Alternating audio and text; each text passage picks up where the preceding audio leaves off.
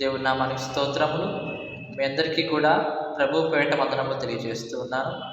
మరి ప్రతిరోజులాగానే దేవుడు ఈరోజు కూడా మనతో ఒక మంచి వాగ్దానంతో మాట్లాడబోతూ ఉన్నాడు.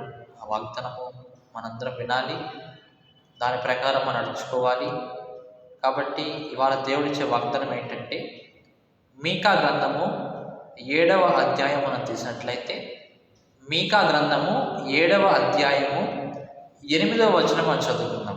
7వ అధ్యాయము 8వ వచనం చూస్తే, నా శత్రువా నా మీద అతిశయింపవద్దు, నేను క్రింద పడినను తిరిగి లేతును, నేను అంధకారమందు కూర్చున్నను, యెహోవా నాకు వెలుగుగా నుండును. దేవుని యొక్క వాగ్దానం ఎంత మంచి వాగ్దానం చూడండి. నా శత్రువా నా మీద అతిశయింపవద్దు అంటూ ఉన్నాడు. మనకి విరోధులు మనం చూసి ఎప్పుడు ఆనందపడతారు ఏమండి? మనం జీవితంలో ఓడిపోయినప్పుడు, దీనస్థితిలో ఉన్నప్పుడు, ఏమండి, మనము ఏదైనా అప్పుల బాధల్లో సమస్యల్లో ఉన్నప్పుడు మన శత్రువులు మనం చూసి ఏం చేస్తూ ఉంటారు? సంతోషిస్తూ ఉంటారు. కాబట్టి దేవుని యొక్క వాక్యం ఏంటంటే ఇక్కడ అంటుంది, మీకా భక్తుడు అంటూ ఉన్నాడు, నా శత్రువా నా మీద అతిశయింపవద్దు. మానవులలో పుట్టుకతో దేవుని యొక్క ఆత్మ వారిలో ఉంటూ ఉంటుంది.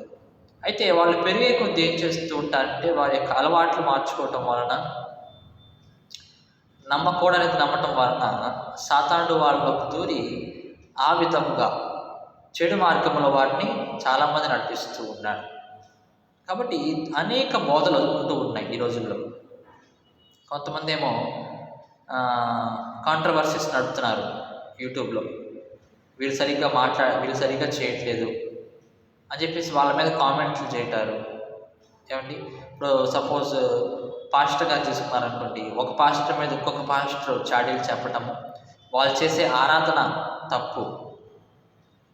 ఏమంటే ఆర్సీఎం వాళ్ళు ఉంటారు, వాళ్ళేమో మరియమ్మను పూజిస్తూ ఉంటారు. యేసుక్రీస్తు ప్రభు వారే గొప్పవాళ్ళు. మరి యేసుక్రీస్తు ప్రభు వారిని కనినటువంటి మరియమ్మ ఎంత గొప్పది అని వాళ్ళు ఊహించుకొని వాళ్ళు ఏం చేస్తూ ఉంటారంటే మరియమ్మను పూజిస్తూ ఉంటారు. దేవుని కొరకు గుండ్లు కొట్టించుకుంటారు. అంటే దేవుడు ఒక మాట అంటూ ఉన్నాడు, దహన బలులు దేవుడు ఎప్పుడు కోరడంట, నీ హృదయమును దేవుడు కోరుతూ ఉన్నాడు.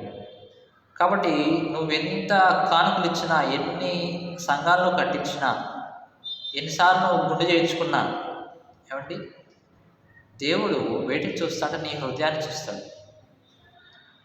నీ హృదయాన్ని దేవుడు చూస్తాడు. నీ హృదయమే దేవునికి ఒక ఆలయంగా తీసుకుంటాడు. నీ హృదయమైన ఆలయంలో దేవుడు ఉండాలి. అదే సాతాను ఉన్నాడు అనుకోండి, మనకి ఎప్పుడు చెడు ఆలోచనలు వస్తుంటే చెడు పనులు చేస్తూ ఉంటాం. మన హృదయంలో దేవుడు ఉంటే కనుక ఎంతో మంచిగా ఉంటుంది. ఇక్కడ ఏమంటున్నాడు మీకా భక్తుడు, నా శత్రువా నా మీద అతిశయింపవద్దు అంటున్నాడు. ఎందుకు ఆ మాట అంటూ ఉన్నాడు? ఇప్పుడైతే కనుక నా యొక్క పరిస్థితి చాలా ఇబ్బందులు కలిగి ఉండవచ్చేమో, కానీ ఒకానొక సమయం వస్తూ ఉంటుంది, నేను ప్రార్థన చేస్తూ ఉన్నాను, ఒకానొక సమయం వస్తూ ఉంటుంది, ఆ సమయంలో మాత్రము నువ్వు పట్టజాలటువంటి ఆశీర్వాదాన్ని నాకు రావటం నువ్వు చూస్తావు అని శత్రువుతో అంటూ ఉన్నాడు మీకా భక్తుడు. నా శత్రువా నన్ను చూసిన అతిశయింపవద్దు, నా దేవుడు నాకు తోడుగా ఉన్నాడు.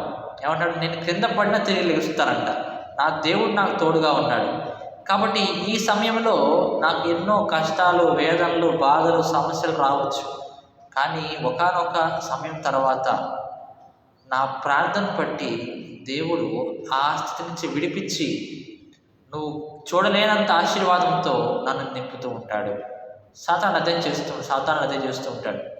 ఎవరైతే క్రైస్తవత్వంలో మంచిగా దేవుళ్ళు ఎదుగుతూ ఉన్నారో వారి మీదకి సాతాను యొక్క మరి దూతల్ని ఇతరులలో ఉండేలా చేసి ఇతరులు ఏమంటూ ఉంటారు? ఈ వ్యక్తిని దూషిస్తూ ఉంటారు. నువ్వెందుకు దేవుడి ప్రార్థనకి వెళ్తున్నావు, అందుకే నీకు ఈ రోగాలు వస్తూ ఉన్నాయి. ఏమంటే యోబు ప్రవక్తకి, యోబు భక్తుడికి ఏదో గొప్ప సమస్య వచ్చింది. ఆ చుట్టుపక్కల వాళ్ళు వచ్చి ఏమంటున్నారు? దేవుడు నువ్వు సరిగ్గా లేవయ్యా, దేవుడు నువ్వు సరిగ్గా ప్రార్థన చేయట్లేదు, కాబట్టి మాత్రమే నీకేమొచ్చింది, ఈ శ్రమలు వస్తూ ఉన్నాయి, దేవుడిలో ఉండు, దేవుడు సరిగ్గా ప్రార్థన చేసుకో అంటూ ఉంటాడు. తన యొక్క భార్య అంటూ ఉంది, ఇంకేం దేవుడయ్యా, ఇంత శ్రమలో కూడా నువ్వు దేవుడు వేడుకుంటావా? నీ దేవుడు ఏం చేశాడో చూడు అందరు నిందించేవాళ్ళే, విరోధముగా ఉన్నవాళ్ళే.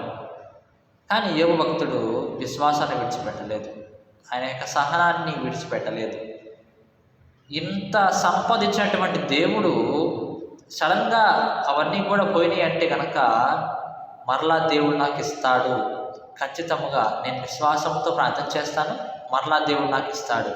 నా శత్రువులు చూసి సిగ్గుపడతారు, నా యొక్క ఆశీర్వాదాన్ని చూచి, దేవుడు నాకు ఇచ్చినటువంటి దీవెనను చూచి నా శత్రువులు సిగ్గుపడతారు అని యోబు అనుకున్నాడు. అనుకొని చివరి వరకు కూడా అతనికి ఆ యొక్క రోగం తగ్గేంత వరకు కూడా దేవుడిలోనే ఉంటున్నాడు. దేవుడు ఒక్క మాట కూడా దూషించలేదు.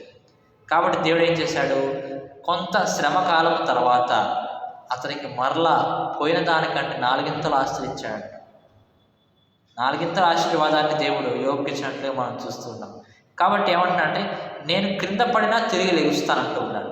మనం క్రింద పడిన వేళలో మన యొక్క పాదము మరి తొట్టిల్లినప్పుడు, ఏమంటే మనం పరిగెత్తినప్పుడు, పడిపోయినప్పుడు దేవుడు ఏం చేస్తున్నాడు, మనకు తోడుగా ఉంటూ ఉంటాడు.